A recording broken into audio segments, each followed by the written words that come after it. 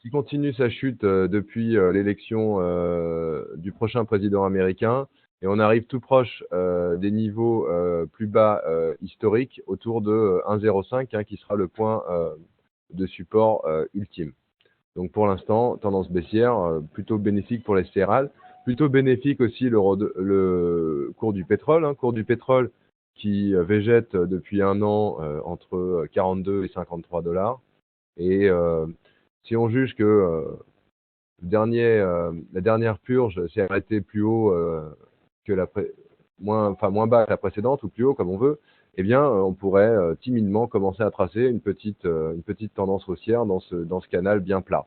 Donc bon, pas un grand bouleversement, mais peut-être un petit frémissement à court terme de support macroéconomique quand on voit la conjonction parallèle du dollar plus bas et du pétrole plus haut, qui a un impact haussier.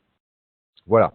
Pour retourner sur le marché du blé. Alors, marché du blé, c'est un petit peu mieux. On voit que la dernière purge là, qui a permis de toucher 172, eh bien, elle est redescendue jusqu'à ce niveau de support de 166,5, 166 trois quarts.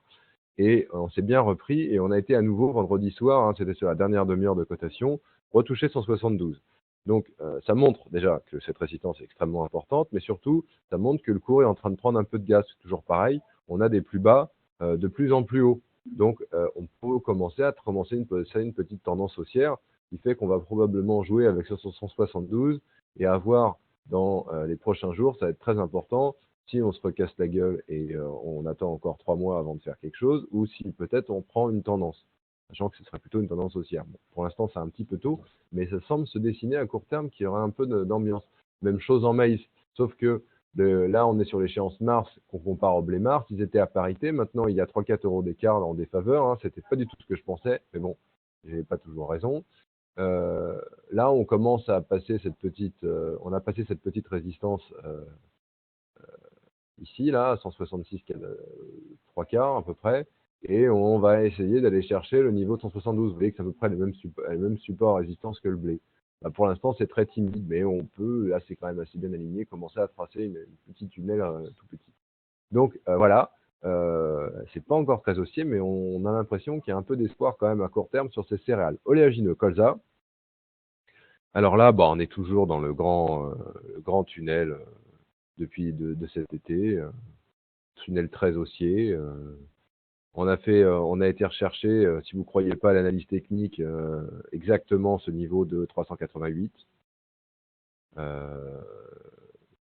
Bon, ça c'est assez indiscutable. Donc le marché a fait un plus haut à 404, a montré où était la prochaine résistance, a pris rebond sur la précédente, enfin on dirait un classique d'analyse technique. Donc maintenant, clairement, on va à 404 et on a encore la place, hein, puisqu'on a jusqu'à fin décembre pour casser ça, mais bon, on va à 404 et on casse pas normalement, si on y croit. En tout cas, la clarté des derniers mouvements. Voilà. Merci de m'avoir. Ah non, soja, pardon. Soja. J'oublie pas le soja. Soja, vous voyez, il y avait cette grande purge de l'été.